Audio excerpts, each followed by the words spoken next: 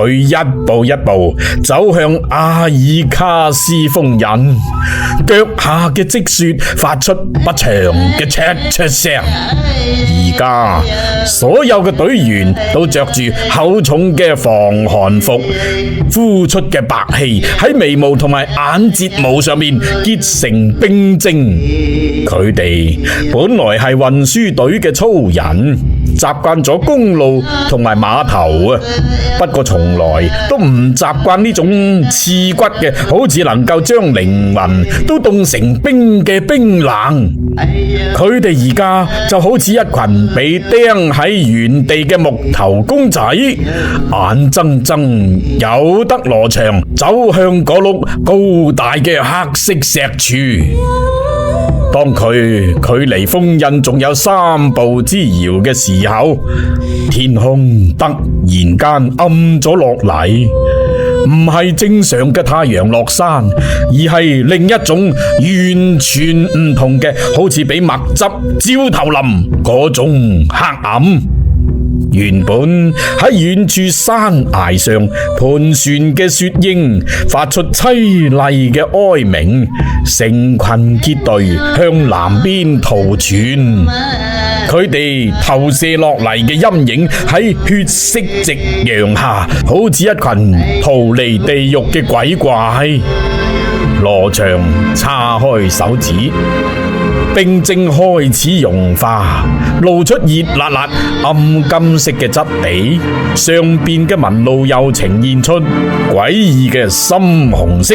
似係一條條靜脈，又好似係一張張微微擘大嘅口，無聲咁引誘佢。佢對手劃過最後一條凹槽，然後突然間地動山搖，裂痕不斷咁擴展成蜘蛛網，每一道裂痕都噴住血紅色嘅火光。佢想抽翻對手翻嚟，但係發現手指已經俾封印溶咗，皮膚骨骼意識都俾佢吞咗。佢慘叫起身，只覺得個頭好似俾人劈開，一段段記憶俾人瘋狂咁搶走。佢童年嘅笑聲，阿媽唱嘅歌仔，佢轉身嗰陣圍裙上邊好好睇嘅花紋，全部都化作煙雲，俾封印搶走。佢開始識得驚啦，但係封印嘅誘惑太厲害啦，似火焚身，從佢嘅心臟燒到四肢，要將佢燒到乾乾淨淨。佢諗起第一次坐平紀集團嘅馬車，馬車兩邊嘅風景向後飛馳，嗰種永遠都翻唔到轉頭嘅感覺。千里之外嘅丹文市，魔法水晶球維修工張叔正喺度爬梯，水晶球突然間炸裂，水晶嘅碎片插入手板，佢鬧咗句粗口，抬頭向北方一望，天邊一條血紅嘅光影正喺度不斷蔓延。我屌！佢唔記得手度嘅傷，嗰啲係乜鬼嘢嚟啊？阿爾卡斯封印自動喺度發光，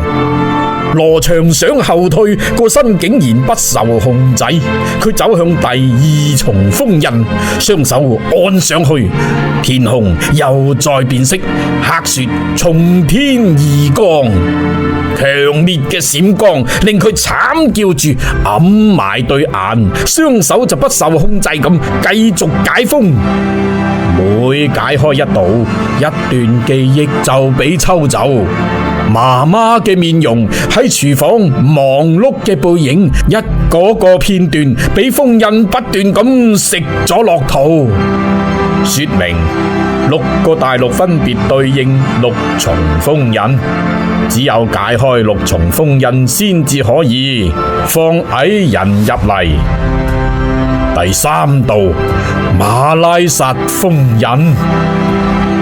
佢掂到個封印嘅時候，周圍嘅世界進入咗3秒絕對黑暗。唔係眯埋眼嗰種黑暗，而係冇晒光線嘅絕對虛無。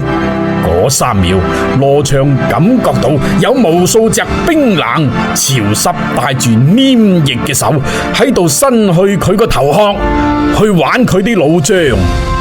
佢想發出尖叫，但係聲帶已經好似唔屬於佢自己啦。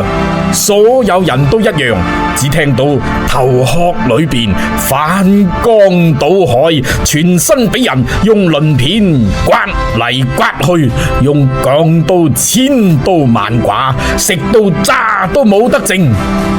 當終於見翻光明嘅時候，大家都虛弱到好似俾抽乾骨水。2個隊友當堂暈低，口吐白沫。天空黑過墨斗，狂風呼嘯，雪地上嘅動物徹底瘋狂。